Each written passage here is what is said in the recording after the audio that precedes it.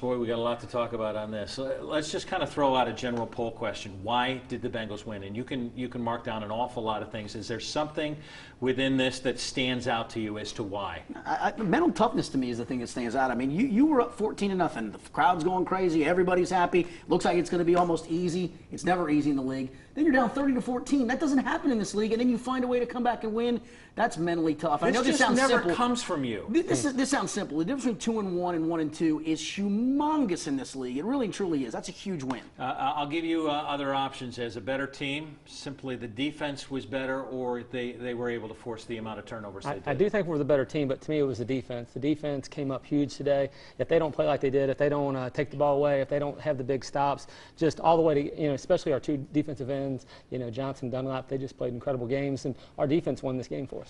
You had a question about A.J. Green from the very beginning, and this is one of those things where we talk about Andy Dalton. We'll get to the quarterback situation before. You believe more targets need to go to 18? He's one of the best players in the league, if not the best player in the AFC, and you've got to find ways to get him the ball, get it to him in space. You've got to get him in motion. You got to do something. I know you don't have to force it, and I think it's great that you get other guys involved, but you got to throw the ball more to him than you did the first 3 quarters. When you go back to mental toughness on this, did you have something different to say in the first half with the way they went and said this is the same team and that's why you're kind of reversing your field? No, honestly, the first half could have been a disaster. I mean, you turned it over inside your territory a bunch of times. It could have been 28-14, for goodness sakes. The fact the defense hung in there, that's a talented group, right? I mean, that defense is going to win you a lot of games. They kept them in the game, and then they end up making the big play. They deserve to score on that fumble return at the end of the game. We started into this game with a comparison on quarterbacks. Aaron Rodgers, undoubtedly, maybe some people will say is the best in the game, certainly within the top 5 in the game. Where does Andy Dalton rank after this? I'll start with you. He's just solid. I think everybody has this misconception that he's going to be Tom Brady or be Peyton. He's not.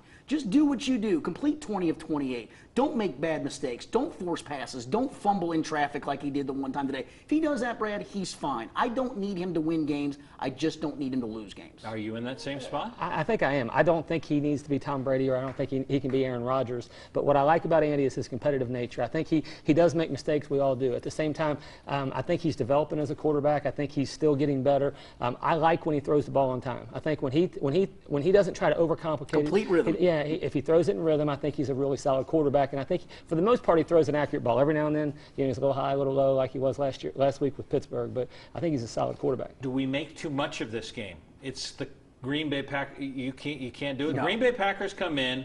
Maybe they're not elite, but they certainly were one of the best offensive teams coming in. So is this win as big as we're talking about? Absolutely. And I hate to say it sounds this simple. The difference between 1-2 and 2-1 is huge. I was thinking it was 30-14, Brad. I'm thinking, all right, I'm the most optimistic guy in the room. All right, maybe I'm not. But I was honestly thinking, I thought, okay, this is still the best team in the division. If they still take care of business, they're still going to be fine. That's the way I was going to spin it, because I still believe that they are the best team in the division. The fact that you go back and steal one against a good football team, huge. I think what makes it so big is that when we lost the Bears game, we should have won that game. Yeah, it's a flip. Yeah, right. We let that one get away, and the fact that we stepped up to Skinny's point, we didn't just let it get away from us. We didn't panic. We actually win when we had to.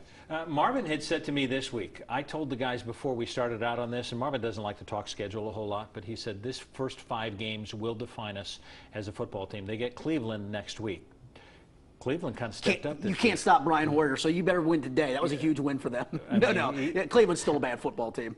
So you're saying it will be an emphasis that you beat the team that you're supposed to beat next week? Honestly, I think the team that wins the most games inside this division wins this division. And you're a feel of a winner next week? Without a doubt, we should win this game. The Browns, I was still trying to figure out the Trent Richardson deal, but to me, it worked today.